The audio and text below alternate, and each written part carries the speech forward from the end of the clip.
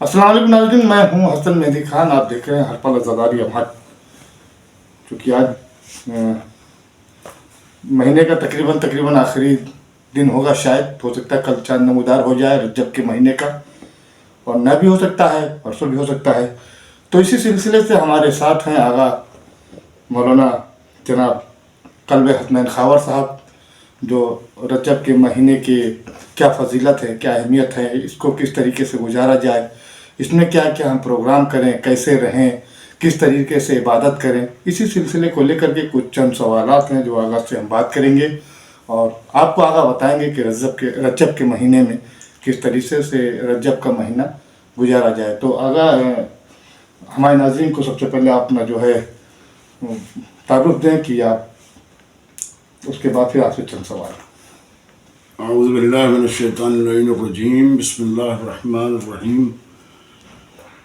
السلام علیکم ورحمۃ اللہ وبرکاتہ.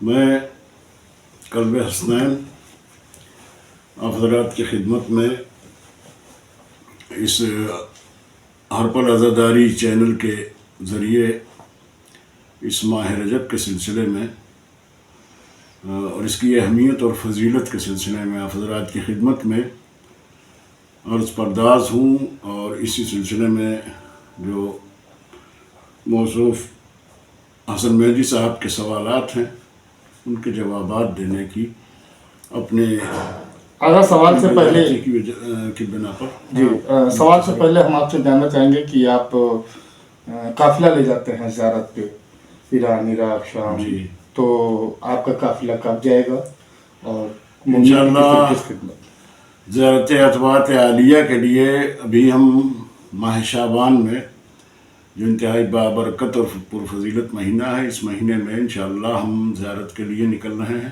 9-10 فروری میں انشاءاللہ. جی. اور اس میں کربلا، نجف، مختصراً کے عراق کی پوری زیارت اور ایران کی پوری زیارت، اور انشاءاللہ سیریا، شام کی پوری زیارت اس سفر میں بھی ہوگی. بہت بہت شکریہ آغا. اب ہم چلتے ہیں تھوڑا سا آگے اور سوال کرتے ہیں. سوال ہمارا یہ ہے کہ رجب کے اس مہینے میں جو آغاز ہونے والا رجب کا مہینہ، اس مہینے کی کیا فضیلت ہے؟ بسم اللہ الرحمن الرحیم. آپ کے اس سوال میں بڑی وسعت ہے، اور ماشاءاللہ سے بہت اچھا سوال کیا ہے آپ نے رجب کی فضیلت کے سلسلے میں اور ماہ رجب کی اہمیت کے سلسلے میں. تو اس سلسلے میں اپنی کم بذاتی کا اعتراف کرتے ہوئے اپنی حیثیت کے مطابق آپ حضرات کی خدمت میں یہ عرض کرنا چاہتا ہوں کہ پروردگار عالم نے یہ سارے مہینے اور سارے دن، ساری رات، بلکہ ہر وقت، ہر زمان، ہر لمحہ اللہ کا بنایا ہوا ہے، بے شک، اور اہمیت کا حامل ہے. اور پروردگار عالم نے یہ لمحات، یہ زمان، یہ زمین، یہ ساری چیزیں جو بنائی ہیں، اس سے ہمیں بہترین فائدہ اٹھانا چاہیے. بے شک. اور اسی غرض سے پروردگار عالم نے یہ دن معین کیے ہیں، راتیں معین کی ہیں، وقت بنایا ہے، مہینے بنائے ہیں. اور میں نے عرض کیا کہ ہر دن اللہ کا بنایا ہوا ہے، ہر رات اللہ کی بنائی ہوئی ہے، اور سب اپنی جگہ فضیلت کے حامل ہیں. لیکن ان ایام میں، ان دنوں میں اور ان مہینوں میں کچھ مہینے ایسے ہیں کہ جن کی فضیلت منفرد ہے، جن کی فضیلت بالکل الگ ہے، جدا ہے. اور یہ کرامت، یہ فضیلت عطا کی ہوئی ہے اسی ذات واجب الوجود کی، اسی پروردگار عالم نے ان ایام کو اور ان مہینوں کو شرف اور فضیلت سے نوازا ہے. اور خصوصاً پورے سال میں 12 مہینوں میں 4 مہینے ایسے ہیں کہ جن مہینوں کی خصوصی فضیلت ہے. اور 4 مہینوں میں یہ 3 مہینے جو آنے والے ہیں خاص طور سے، ماہ رجب المرجب، ماہ شعبان المعظم اور ماہ مبارک رمضان، یہ 3 مہینے پے در پے یہ ہمارے لیے یہ ہماری خوش نصیبی ہے کہ ہم اس مہینے میں قدم رکھ رہے ہیں. جی. اور یہ مہینہ جو رجب المرجب کا مہینہ ہے، آپ کی خدمت میں اول عرض کر دوں کہ رجب المرجب اس مہینے کا نام ہے رجب المرجب. اور بھی بہت سے نام ہیں، رجب الاسم بھی کہتے ہیں اور دیگر نام بھی ہیں، لیکن جو مشہور ہے وہ رجب المرجب ہے. جی بے شک. رجب کے معنی ہوتے ہیں کسی چیز کے بزرگ ہونے کے، بڑا ہونے کے، باعظمت ہونے کے، اور اسی لیے اس مہینے کا نام رجب رکھا گیا ہے. اور رجب کے ساتھ جب المرجب جوڑ دیا جاتا ہے تو مرجب کا مطلب ہے کہ بزرگ کیا ہوا، یعنی یہ مہینہ وہ مہینہ ہے کہ جسے اللہ نے بزرگ بنایا ہے. یہ مہینہ اسے اللہ نے اپنا مہینہ کہا ہے. ماہ رجب ماہ خدا است، یہ اللہ کا مہینہ ہے. یہ 3 مہینے مسلسل جو آ رہے ہیں، اور پروردگار عالم تمام مومنین و مومنات کو ان مہینوں کی ہر رات اور ہر دن میں اللہ سے تقرب کا بہترین ذریعہ فراہم کرے یا پروردگار عالم، اور زیادہ سے زیادہ ہم کسب فیض کر سکیں. تو آپ کی خدمت میں عرض کروں کہ ماہ رجب المرجب جو انتہائی بافضیلت اور باعظمت مہینہ ہے، اس کی فضیلت یہی ہے کہ اس مہینے کو اللہ نے بندے خدا اور بندے کے درمیان ارتباط کا بہترین موقع اس ماہ مبارک رجب المرجب میں ہے کہ انسان اس میں اللہ سے لو لگا سکتا ہے، اللہ کی رحمتیں، اللہ کی برکتیں، اللہ کی نعمتیں فراوان اس مہینے میں حاصل کر سکتا ہے. بندہ خدا سے قریب ہو کر کے اس سے جو اپنی رحمت برکت جو بھی چاہے حاصل کر سکتا ہے اور اپنے گناہوں کی توبہ بھی کر سکتا ہے. اس کے گناہوں کی توبہ و انابہ کا بھی یہ مہینہ ہے، استغفار کا مہینہ ہے، اور اپنے کو پاک اور منزہ بنانے کا مہینہ ہے. یہ مہینہ دراصل مقدمہ ہے، آغاز ہے، یا یوں کہوں کہ یہ مہینہ وہ دروازہ ہے کہ جس دروازے سے گزر کے انسان شعبان المعظم جو انتہائی بابرکت مہینہ ہے اس دروازے سے، رجب کے دروازے سے وہ داخل ہوتا ہے ماہ شعبان میں. شعبان رجب المرجب انتہائی بابرکت مہینہ، بافضیلت مہینہ، اور اس کے بعد شعبان المعظم اور بہتر مہینہ. اس مہینے کو اللہ نے اپنا مہینہ کہا ہے. ماہ رجب اللہ کا مہینہ ہے، ماہ شعبان المعظم رسول اللہ کا مہینہ ہے، وہ مہینہ رسول اللہ سے مربوط کیا گیا. اور ماہ مبارک رمضان جس کے لیے یہ 2 مہینے مقدمہ ہیں، ماہ مبارک رمضان کو پروردگار عالم نے امت کا مہینہ قرار دیا ہے، رسول کی امت کا مہینہ ہے.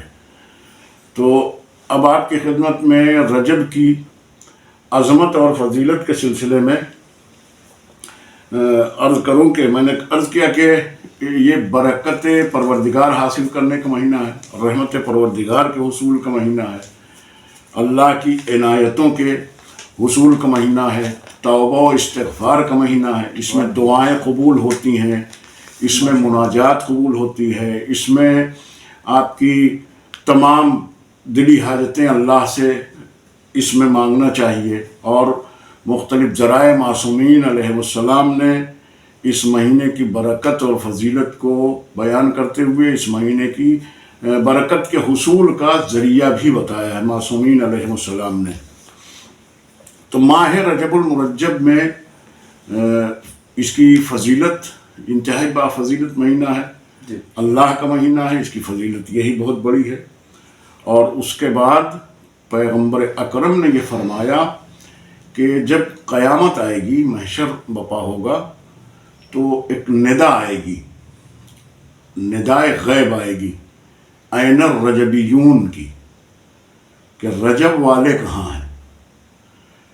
این الرجبیون کی ندا آئے گی تو کچھ لوگ نکل کے آئیں گے، اور وہ لوگ وہ ہوں گے کہ جن کے سر پر تاج ہوگا، زر و جواہرات سے مسجع تاج ان کے سر پہ ہوگا، جی اور ان کے داہنی طرف 1000 فرشتوں کی صف ہوگی، بائیں طرف 1000 فرشتوں کی صف ہوگی، سبحان اللہ، اور پروردگار عالم ان کو آواز دے گا کہ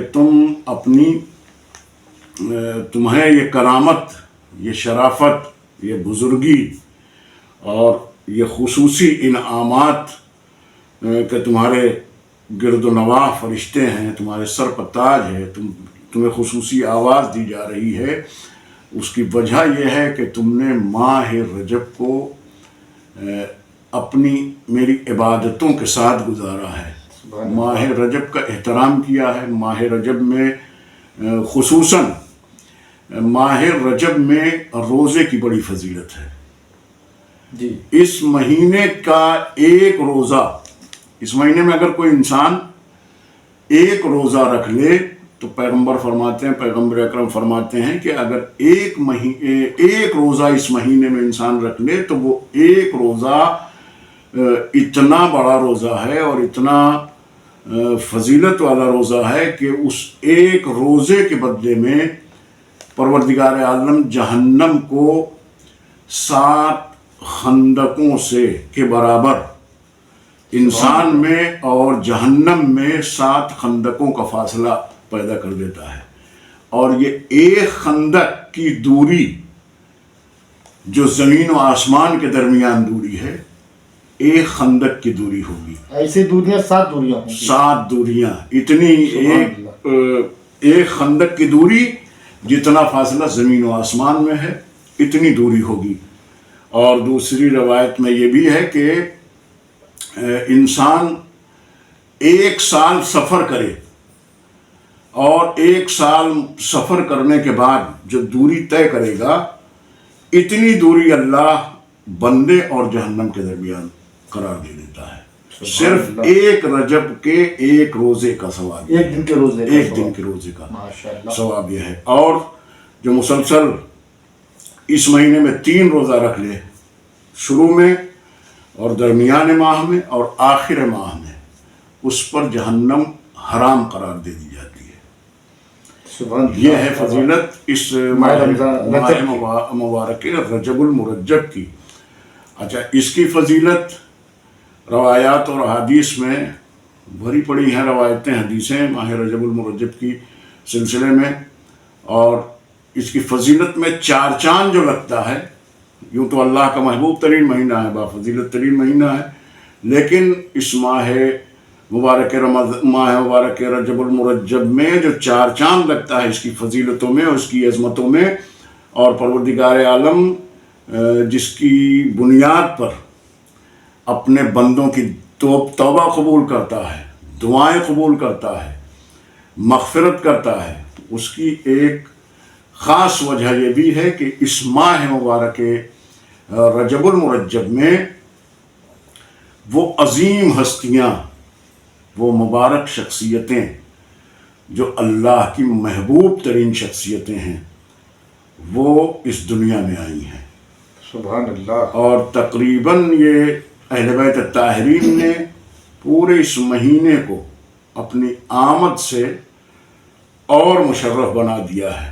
پہلی رجب سے لے کے 27 رجب تک مسلسل ایسی تاریخیں ہیں کہ جس میں معصومین کی ولادت ہے، اور یہی وہ مہینہ ہے کہ جس مہینے کے آخر میں، یعنی 27 رجب جو روز بعثت سرکار ختمی مرتبت ہے، یعنی اسی مہینے میں وہ روز بھی آتا ہے کہ جس دن اللہ نے سرکار ختمی مرتبت کو نبوت پر فائز کیا ہے، یعنی اعلان نبوت، مبعوث برسالت ہوئے ہیں سرکار ختمی مرتبت اسی رجب المرجب کے آخر میں، یعنی 27 رجب کی تاریخ وہ تاریخ ہے کہ جس میں رسول مبعوث برسالت ہوئے ہیں، ہدایت کے لیے پروردگار عالم نے اپنے نبی کو بھیجا تھا اور اس منصب پہ فائز کیا ہے، یعنی برملا اعلان پیغمبر نے جو کیا ہے اپنی نبوت کا، وہ 27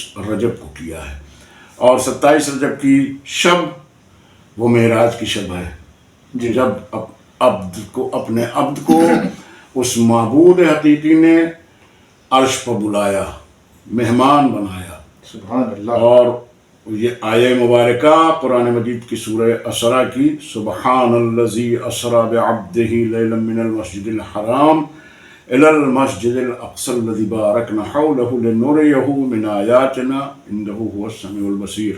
یہ آیہ مبارکہ یعنی اللہ نے اپنے محبوب ترین فرد سرکار ختمی مرتبت نور مجسم رحمت دو عالم حضرت محمد مصطفیٰ صلی اللہ علیہ وآلہ وسلم کو معراج پہ بلایا. یوں تو بہت سی معراج ہیں رسول اللہ کی، لیکن یہ مخصوص تاریخ ہے شب معراج یعنی 27 کی شب. تو سارے قائد کے لوگ مانتے ہیں اس کو. ہاں، تو یہ فضیلت، ایک بڑی فضیلت یہ بھی ہے.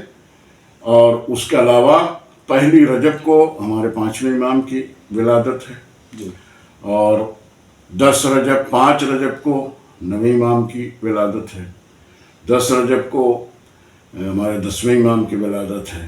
اور پھر اسی مہینے میں وہ بابرکت تاریخ بھی آتی ہے جسے 13 رجب کہا جاتا ہے.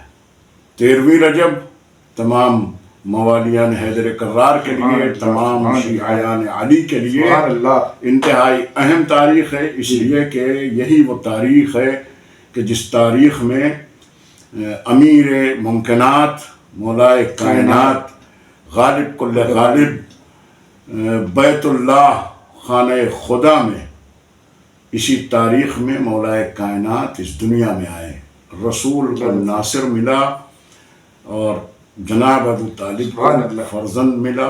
یہی وہ تاریخ ہے 13ویں رجب. تو تمام شیعیان علی کے لیے اس مہینے کی فضیلت اس سے بھی بڑھ جاتی ہے کہ ہم کو ہمارا امیر، ہمارا مولا اسی مہینے میں ملا ہے. اور ایسا مولا کہ جو پورے کائنات کا امیر تھا، پوری کائنات کا امیر، پوری مولائے کائنات، کائنات کا مولا اور ولیوں کا سردار، بے شک رسول کا ناصر، امیر ممکنات حضرت علی علیہ السلام کی ولادت کا روز ہے. اور پھر آخر میں جا کے کچھ خوشی کی تاریخیں بھی ہیں اور ساتھ ساتھ کچھ غم کی تاریخیں بھی اس ماہ رجب المرجب میں ہیں. اور اسی میں سے ایک تاریخ، 3 تاریخ ہے جس میں ایک معصوم کی شہادت ہے، اور پھر 15ویں رجب ہے جس میں جناب زینب اولیاء مقام کی شہادت ہے، اور 25 رجب ہے امام موسی کاظم علیہ السلام کی شہادت کی تاریخ ہے. تو یہ ساری چیزیں ہیں کہ جس کی وجہ سے اس ماہ رجب المرجب کی فضیلت تمام مہینوں میں ممتاز اور نمایاں ہوتی نظر آتی ہے. آگا اسی مہینے میں ایک تاریخ اور بھی آتی ہے 28 رجب کی. ہاں، 28 رجب بھی غم کی تاریخ ہے. یہی وہ تاریخ ہے کہ جس تاریخ میں نبی کا نواسا، لخت دل رسول اور قلب علی بطول جناب امام حسین علیہ السلام نے مدینے کو چھوڑا ہے اور کربلا کی طرف روانہ ہو گئے ہیں. مدینے کے لوگوں نے ان کو رہنے نہیں دیا اور 28 رجب کو وہ یہاں سے 28 رجب کو مدینہ چھوڑ کر دین نبی کو بچانے کے لیے اور اپنے نانا کی امت کی اصلاح کے لیے مدینہ چھوڑ کر کربلا کی طرف روانہ ہوئے ہیں. تو آگا اسی سلسلے سے اپنے آگے کے سوال کو کہ آگا جیسے آپ نے بتایا کہ اس مہینے میں روزہ رہنا بہت فضیلت ہے، جیسے شروع کے ایک دن، بیچ کے ایک دن اور آخر کے ایک دن. اگر اسی مہینے میں 3 روزے شروع کے، 3 روزے بیچ کے اور 3 روزے آخر کے رکھے گئے تو کیا ایک روزے سے بڑھ کر اس کی فضیلت ہوگی یا کہ سیم ہوگی اس کی؟ نہیں، اس مہینے میں دیکھیں کم از کم دیکھیں روزہ ایک ایسی چیز ہے کہ جس سے آدمی تھوڑا سا، حالانکہ بہت بڑی نعمت ہے اللہ کی طرف سے، روزے کے بڑے فوائد ہیں. روزہ رکھنے سے बहुत सी बीमारियां जाती हैं, लेकिन अपना उसके जो बावजूद- मानना है अगर इस महीने की जो रोजे हैं उसकी अगर इंसान फजीलत जान ले तो शायद वो रोजा रहना शुरू कर दे, छोड़े ना। कि ये रजब का महीना जो आप जिसकी फजीलत आप बता रहे हैं, तो अगर इसको देखा जाए तो रमज़ान एक अलग महीना है जो अल्लाह का महीना है, जिसको कहते हैं रहमतों का, बरकतों का, मग़फ़िरत का महीना है। लेकिन उस हिसाब से अगर हम देखते हैं तो रजब का महीना जो है कहीं अफजल हमारे हिसाब से आता है। देखिए, हमको ये चाहिए कि हम मासूमीन की सीरत को अपनाएं। जी मासूमीन ने जो हमें दस्तूर दिया है उसके मुताबिक ज़िंदगी गुजारना, यही हमारी कामयाबी, इसी में है हमारी कामयाबी कि हम मासूमीन की सीरत के मुताबिक ज़िंदगी गुजारें। तो मासूमीन का ये शियार रहा है कि वो माह रजब, माह शाबान और माह रमज़ान मुसलसल तीनों महीने रोज़े से गुजारते थे। तो ये माह रजब की फजीलत के लिए ये भी काफ़ी, और हमें अपनी इस्लाह के लिए, अपनी मग़फ़िरत, अपनी हाजतों की बराबरी के लिए हमारे लिए ज़रूरी है कि हम सीरत मासूमीन पे अमल करते हुए इस माह रजब में और माह शाबान में रोज़ा रखें और पूरी तरह से अपने को ताहिर और पाक बनाकर फिर रमज़ान के महीने में दाखिल हों। और जब रमज़ान के महीने में शाबान और रजब और शाबान में अपने को आमादा करके पूरी तरह से अंदर और बाहर से रूहानी तौर पर और जिस्मानी तौर पर पूरी तरह से पाक करके अपने को, और फिर जब हम माह मुबारक रमज़ान में कदम रखेंगे और अल्लाह की बारगाह में दुआ करेंगे, उसकी इबादत करेंगे, तो हमारी हर इबादत और हर अमल हमारा कबूल व मकबूल होगा। लिहाजा माह रजबुल मुरज्जब में और माह शाबान में भी हमें ज़्यादा से ज़्यादा कम अज़ कम जी 3 रोज़े कम अज़ कम इब्तिदा, दरमियान में और आखिर में कम अज़ कम इतना रोज़ा रखना चाहिए। बाकी अगर इंसान पूरे महीने का रोज़ा रखे तो फिर नूरुन अला नूर है, उसकी फजीलत का बयान ही नहीं किया जा सकता कि कितनी फजीलत और कितनी बरकतें उसको नसीब होंगी। सही है आपकी बातों से। लेकिन जब रमज़ान का महीना आता है तो अक्सर लोगों की तबीयत खराब हो जाती है और डॉक्टर के पास जाने लगते हैं। मैंने एक महीने रमज़ान कर लेकर के अगर 3 महीने उनको रोजे रहने पड़ेंगे तो शायद हो सकता है कि उनको शहर ही छोड़ना पड़ेगा। तो खैर इसी सिलसिले को आगे लेकर के चलते हैं। और अगला जो हमारा सवाल है कि हम रजब का महीना जो है उसको किस तरीके से गुजारें। तो रजब के महीने को मैंने अर्ज़ किया कि रजब के महीने में हमें, ये महीना हमारी इस्लाह के लिए है। हमें अब इस महीने में इब्तिदा से लेके ज़्यादा से ज़्यादा दुआओं में गुजारना चाहिए, ज़्यादा से ज़्यादा परवरदिगार आलम की बारगाह में अपने लिए, अपने अहबाब के लिए, अपने अजीज़ व अकारिब के लिए ज़्यादा से ज़्यादा दुआएं करनी चाहिए, ज़्यादा से ज़्यादा कसरत से इबादत करनी चाहिए। और इसी सिलसिले में कुछ मखसूस इबादतें, कुछ मखसूस दुआएं जी इस माह रजबुल मुरज्जब में मुकर्रर की गई हैं मासूमीन के हवाले से। मसलन माह रजब में एक मखसूस दुआ है जो हर नमाज वाजिब के बाद, सुबह, ज़ोहर, असर, मगरिब, इशा, हर नमाज वाजिब के बाद इस दुआ को ज़रूर पढ़ना चाहिए। या मन अर्जूह लिकुल्ल खैर व आमन सखतहु इंद कुल्ल शर, या मन युअतिल कसीर मिन कलील, या मन युअति मन सालह। ये दुआ मुख्तसर दुआ है और इस दुआ को पढ़ना चाहिए। और ये कबूलियत दुआ के लिए और उसके बाद जहन्नम से निजात के लिए बेहतरीन अमल है, बेहतरीन दुआ है जो हर नमाज के बाद इस दुआ को पढ़नी चाहिए, जिसके आखिर में अमल है कि जब इंसान ये दुआ पढ़ ले तो आखिर में अपने हाथ से अपनी रीश, अपनी दाढ़ी पकड़े और दाहिने हाथ के कलमे वाली उंगली से इशारा करते हुए एक जुमला है उसे दोहराता रहे। या मरजू लिकुल्ल खैर, ये हर रजब के हर रोज़ 5 मरतबा पढ़ी जाने वाली दुआ है। इसे हमें ज़रूर इस माह रजब में पढ़नी चाहिए। जी शुक्रिया आगा। और तीसरा जो हमारा अगला सवाल है وہ یہ ہے کہ یہ تو رجب کا جو مہینہ ہے، جس سے کہ آپ نے بتایا کہ ہم کو زیادہ سے زیادہ اعمال کرنا چاہیے، نماز دعا کرنا چاہیے، مغفرت اس سے ہمارے جو مرحومین ہیں ان کے لیے ہم کیا کریں کہ ان کو زیادہ سے زیادہ فائدہ پہنچے ان کی مغفرت کے لیے؟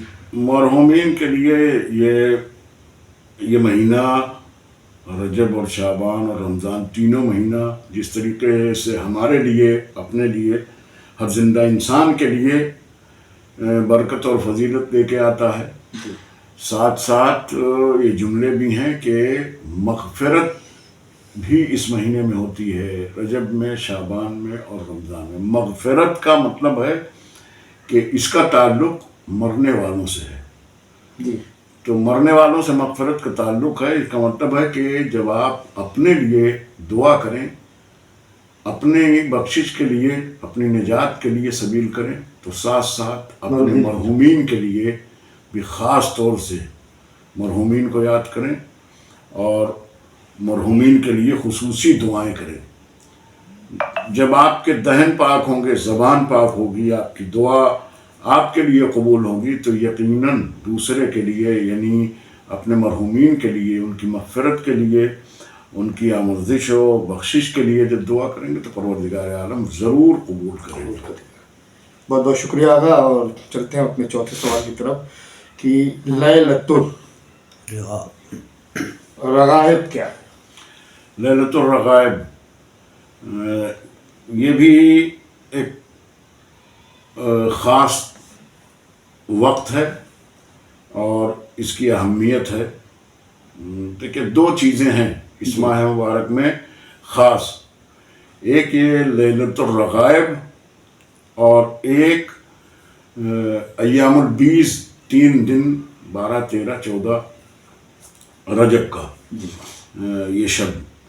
جب ایام البیض اسی لیے کہتے ہیں اس کو کہ یہ چاند جب بدر کامل بنتا ہے، پوری روشنی جب چاند دیتا ہے تو ان ایام کو ایام البیض کہا جاتا ہے۔ بیض یعنی سفید، جب چاند پوری طرح سے اپنی روشنی بکھیر دے تو سفیدی زمین پہ آ جائے تو اسے ایام البیض کہتے ہیں۔ تو یہ 3 دن ہیں، اصل میں یہ راتیں ہیں 3، تو اس میں بھی ایک عمل ہے۔ اگر آسان شبدوں میں کہہ دیا جائے چاندنی رات تو ہاں، چاندنی رات اسی کا ترجمہ ہوگا ایام البیض کا، چاندنی رات میں۔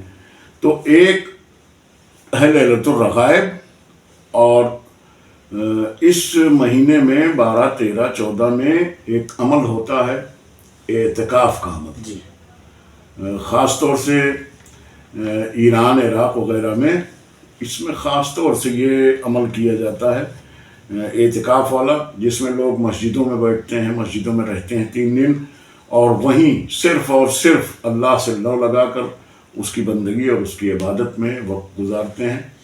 اور اسی دوران ایک عمل ہوتا ہے 3 دن مسلسل، 12، 13، 14 3 دن روزہ رکھ کے، تو آخری دن ایک عمل ہوتا ہے ظہر کی نماز کے بعد، جسے کہتے ہیں عمل داؤد۔ عمل داؤد بعد نماز ظہر 3 دن مسلسل روزہ رکھے انسان، 12، 13، 14، اور 14 تاریخ کو دوپہر میں ظہرین کی نماز ادا کرنے کے بعد یہ عمل داؤد شروع کرے۔ انتہائی کارآمد اور انتہائی مجرب عمل ہے، دعاؤں کی قبولیت کے لیے، مغفرت کے لیے، مرحومین کے لیے، اپنی آمرزش، اپنی بخشش کے لیے، اپنے مرنے والوں کے لیے زیادہ سے زیادہ اس میں دعا کرے۔ اس میں زیادہ سے زیادہ قرآن پڑھنا ہوتا ہے، کچھ نمازیں ہیں اور قرآن کی تلاوت ہے، کئی سوروں کی تلاوت ہوتی ہے، اور کچھ دعائیں ہیں مخصوص، وہ دعائیں پڑھی جاتی ہیں تقریباً 4-5 گھنٹے۔ ہم لوگوں نے اللہ کرم ہے کہ یہ عمل کیا ہے، عمل داؤد، تقریباً مغرب سے متصل ہو جاتا ہے یہ عمل ظہرین کے شروع ہونے کے بعد، لیکن یقیناً وہ کیف ہے اور وہ سرور ملتا ہے اس عمل کے بعد کہ دل کو یہ اطمینان ہوتا ہے کہ آج ہم نے اللہ کے حضور بندگی کی ہے، حق بندگی ادا کی ہے۔ بہت سکون اور بہت قرار ملتا ہے کہ کوئی ایک عمل ہم نے مخلصانہ کیا ہے آج۔ کہیں ایسا آپ لوگوں کو محسوس نہیں ہوتا کہ آج میں خدا کے بہت قریب گیا؟ ہاں، یہ احساس ہوتا ہے کہ آج ہم نے بندہ ہونے کا کچھ تھوڑا بہت حق، پورا حق کوئی ادا ہی نہیں کر پاتا، ذرہ برابر مان کے چلے تھوڑا سا سکون ملتا ہے دل کو کہ آج کچھ میں نے کیا ہے، عبادت کیا ہے. تو یہ تو عمل داؤد ہو گیا جو 12، 13، 14 میں ہوتا ہے. اور جو سوال کیا آپ نے لیلۃ الرغائب کا، جی رغائب جمع ہے رغیبہ کی، اور اس کے معنی ہے کہ اس میں اللہ خاص تحفے اور خاص ہدیے انسان کو عطا کرتا ہے اس لیلۃ الرغائب میں. لیلۃ الرغائب کب آتی ہے؟ لیلۃ الرغائب ہے اس ماہ رجب کی پہلی جمعرات، پہلی جو شب جمعہ آتی ہے اسے کہتے ہیں لیل، کہتے ہیں رات کو. لیلۃ الرغائب، رغائب کی رات، اللہ سے لو لگانے کی رات، اللہ سے گفتگو کرنے کی رات، اللہ کی بندگی کی رات. یوں بھی شب جمعہ کی اپنی اہمیت ہے، بہت فضیلت ہے، لیکن تمام شب جمعہ میں یہ لیلۃ الرغائب جس کا خاص نمازیں ہیں اس کی، اس لیلۃ الرغائب میں، یعنی مہینے کی پہلی شب جمعہ، جسے ہم اپنی زبان میں کہتے ہیں نوچندی جمعرات. جی جی. تو یہ نوچندی جمعرات ہوتی ہے. اس رات میں نماز مغربین کے بعد خاص نماز ہے، 12 رکعت نماز لیلۃ الرغائب کی، اور وہ نماز بہت بافضیلت نماز ہے. یہ انسان کے لیے، دیکھیں، انسان کی زندگی میں سب سے بہترین وقت اس کا وہ ہے کہ وہ اللہ کی بارگاہ میں دعا کرے اور اس کی دعا قبول ہو جائے، اس لیے کہ ہماری حاجتیں ہماری اوقات سے کہیں زیادہ ہیں، جو کہ پوری نہیں ہو سکتی. ہاں، جو پوری نہیں ہوتی، تو اس کو پوری ہونے کی ہمیں سبیل نکالنا چاہیے. کن موقع پر اللہ کا کرم عام ہوتا ہے، کس موقع پر خصوصی کرم کرتا ہے پروردگار عالم، ان مواقع سے ہمیں خاص طور سے استفادہ کرنا چاہیے. اور انہی مواقع میں سے ایک موقع ہے یہ لیلۃ الرغائب کی رات، یعنی شب رغائب، لیلۃ الرغائب کا. اس رات میں مغرب اور عشاء کے درمیان خاص نماز ہے 12 رکعت نماز. جی. وہ 12 رکعت نماز ہمیں ضرور پڑھنی چاہیے. وہ پڑھنے کی ترکیب کیا ہے؟ وہ پڑھنے کی ترکیب اس میں ہم بتانا بہت ضروری نہیں ہونا چاہیے، اس لیے کہ وہ تفصیل ہے. 12 رکعت صبح کی طرح پڑھی جائے گی، 2 رکعت کرتی. ہاں، 2 رکعت پڑھی جائے گی. اور اس میں تفصیل کس کتاب میں مل سکتی ہے؟ مفاتیح الجنان وغیرہ میں، یا آپ کے تحفۃ العوام ہے، مفاتیح الجنان ہے، اقوال الاعمال ہے، یہ سب کتابیں ہیں جو دعاؤں کی خاص، ان میں تلاش کریں. اور چونکہ کچھ اس کا عمل بھی ہے، نماز مکمل کرنے کے بعد درود پڑھنا ہے، اور اس کے بعد سجدے میں جانا ہے، سجدے کا ایک خاص ذکر ہے، اس کے بعد پھر سجدے سے اٹھا کر پھر ایک دعا پڑھنا ہے. تو اس کے لیے آپ کو کتاب کی طرف رجوع کرنا پڑے گا. یہاں زبانی ہم بتا دیں گے تو آئی بات اور گئی. تو ناظرین، ہمارے جو آغا ہمارے کتاب کا نام بتا رہے ہیں، آپ ان کتاب میں سے نماز پڑھنے کی آپ ترتیب جان سکتے ہیں. اور لیلۃ الرغائب کی نماز آپ کو بہت سی کتابوں میں مل جائے گی، خصوصاً مفاتیح الجنان شیخ عباس قمی کی دعاؤں کی جو تصنیف ہے اس میں تلاش کریں، لیلۃ الرغائب کی نماز اس میں مل جائے گی. چلیے، بہت بہت شکریہ آغا. اور آخری سوال ہم یہ کرنا چاہیں گے کہ آج کے اس دور میں، ترقی کے اس دور میں، ہماری قوم کے بچے، نوجوان، وہ گناہوں کی طرف بہت تیزی کے ساتھ دوڑتے ہوئے جا رہے ہیں، جو کہ اللہ نے ہم کو اہل بیت کا گھر دیا، گھرانہ دیا، ان کا در دیا، اور اس کے ذریعے سے، اہل بیت کے ذریعے سے ہم اپنے آپ کو علم سے بھر سکتے ہیں، گناہوں سے ہم دور جا سکتے ہیں. لیکن اس دور میں جو دیکھ رہا ہوں کہ ہمارے قوم کے بچے وہ گناہوں کی طرف جا رہے ہیں. وہ گناہوں سے کیسے بچیں؟ یہ اچھی چیز ہے، اچھی بات ہے آپ کی کہ حالات اور معاشرہ یقیناً تنزلی کی طرف جا رہا ہے. اور خصوصاً جوانوں کو اس طرف متوجہ کرنا ضروری ہے. حالانکہ اگر ہم دور سابق دیکھیں گے، پرانا دور دیکھیں گے، تو اس سے بدتر حالات تھے. لیکن یہ بڑے افتخار سے مجھے کہنے کا مطلب کہہ سکتا ہوں یہ بات کہ انقلاب اسلامی ایران کے بعد جی پورے عالم اسلام میں دین کی طرف ایک رجحان بہت تیزی سے بڑھا ہے. چاہے وہ مطلب جو بیسک چیزیں ہیں، جو بنیادی چیزیں ہیں، ان کی طرف لوگ متوجہ ہوئے ہیں. مثلا نماز کا شوق جوانوں میں بہت زیادہ بڑھ گیا ہے، داڑھی رکھنے کا شوق بہت بڑھ گیا ہے، اور خواتین میں پردے کا شوق بہت بڑھ گیا ہے. یہ ساری چیزیں دین ہیں انقلاب اسلامی ایران کی، اور مزید توجہ کی ضرورت ہے جوانوں کی طرف. چونکہ دیکھیے وہ افراد، جوانوں میں وہ افراد جن کے ہاں گھر میں مذہبی ماحول نہیں ہے، اور ان کے محلے پڑوس میں، ان کے معاشرے میں مذہبی ماحول نہیں ہے، اور مذہبی ماحول اگر ہے بھی تو وہ خود دین سے دور ہیں، اور دین سے دوری کی وجہ ہے لا علمی کی بنیاد پر، چونکہ تحصیل علم نہیں کیا انہوں نے، اور معصومین کے بتائے ہوئے اصولوں کو دیکھا نہیں ہے، صرف سنا ہے مجلسوں میں.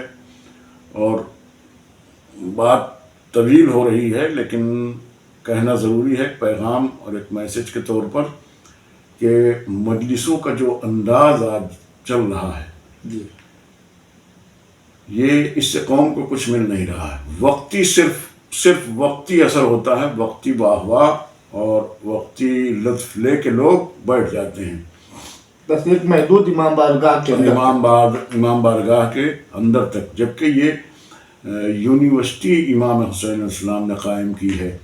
یہ ایک ایسا ادارہ ہے مجلسوں کا، عزاداری کا، کہ جو ایک امت کی اصلاح کے لیے صرف اور صرف مجلس حسین ہی کافی ہے. اگر مجلس حسین جو طریقہ ہے دین پہنچانے کا، جو بہترین ذریعہ اہل بیت طاہرین نے دیا ہے مجلسوں کے ذریعے، اگر ہم اس سے علماء اگر اس پہ عمل کریں، خطباء اور ذاکرین اس پر عمل کریں کہ وہ معصومین کے میسیجز، ان کے پیغامات اور ان کے اقوال، ان کے فرامین، ان کا عمل اگر قوم کے سامنے بیان کریں تو یقیناً چاہنے والے ہیں، اہل بیت کے چاہنے والے سب ہیں.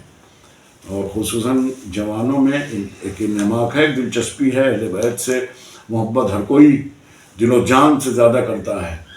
تو ان کو اگر یہ دین کی باتیں اس منبر کے ذریعے بتائی جائیں تو یقیناً جو بے دینی اور بے رغبتی ہے دین کی طرف سے، یہ ختم ہو جائے گی، اور ان کی اصلاح ہوگی، اور لوگ دیندار بنیں گے. جب دیندار بنیں گے، علم حاصل کریں گے، دیندار بنیں گے، تو یقیناً یہ تو بہت معمولی چیز ہے گناہوں سے.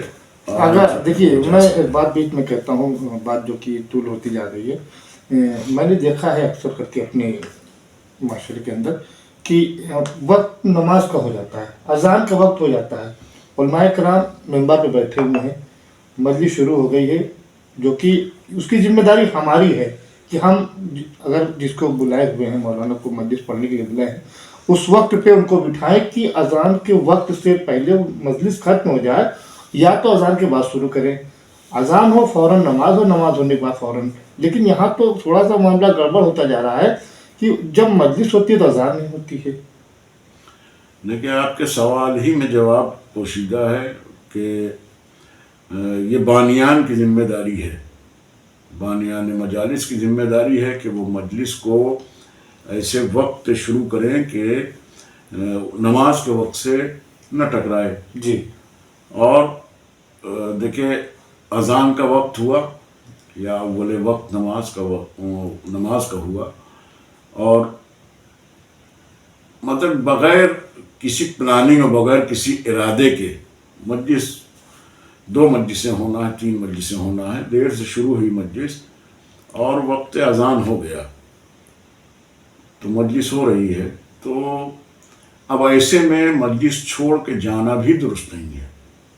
मजलिस हो रही है और मजलिस छोड़ के भी बहुत से लोग चले जाते हैं, तो ये वो भी मुस्तहब अमल है और ये भी वाजिब नहीं है कि अव्वल वक्त नमाज अव्वल वक्त का मकाम और मर्तबा अलग है। अजान तो दी जा सकती है वक्त मुकर्रर पर, अजान दी जा सकती है, लेकिन एक इबादत हो रही है और उसको या तो फिर ये बानियान उसी हिसाब से प्रोग्राम शुरू करें, और अगर शुरू हो गया है दरमियान में वक्त आ गया अजान का, तो ये एहतियात करनी चाहिए कि मजलिस मुकम्मल हो जाए।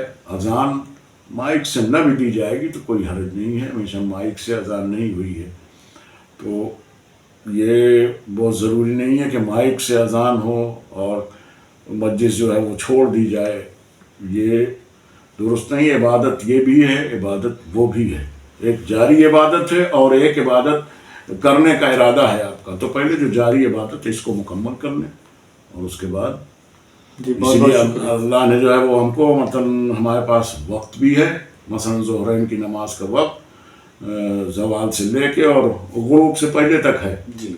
तो फजीलत का वक्त हमारा वो निकल रहा है, लेकिन एक तरफ हम मासूमीन की सोहबत में बैठे हुए हैं। अहले बैत ताहीरीन, हमारा अकीदा, हमारा यकीन है कि मासूमीन आते हैं, तो उस बज़्म में बैठे हुए हैं जहाँ मासूमीन बैठे हुए हैं। तो बहुत बहुत शुक्रिया आपका, और जो हमारे नाज़रीन देख रहे हैं, हमारे चैनल के ज़रिए इस प्रोग्राम को देख रहे हैं, उनसे मैं गुजारिश करूँगा अगर उनके कोई सवालात होंगे तो वो हमारा जो अगला प्रोग्राम होगा, जो हफ्ते के जुमेरात को प्रोग्राम होगा, और जो भी हमारे साथ उलमा इकराम होंगे वो आपके सवालों के जवाब देंगे। आपको हमारा व्हाट्सअप नंबर हमारी स्क्रीन पे मिल जाएगा, तो आप जो हमारे इस प्रोग्राम को देखेंगे और जो भी आपको जानकारी चाहिए होगी वो इस्लामी और सवाल कर सकते हैं और आपको उसके जवाबात मिलेंगे।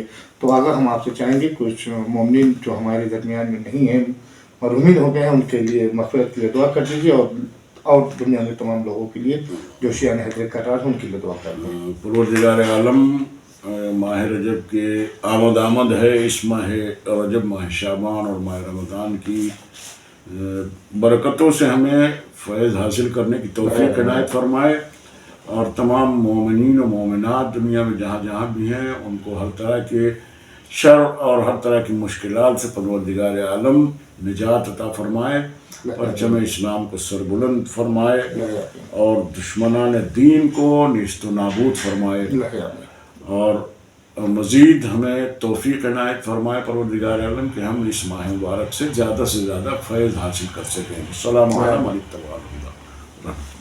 खुदा हाफ़िज़।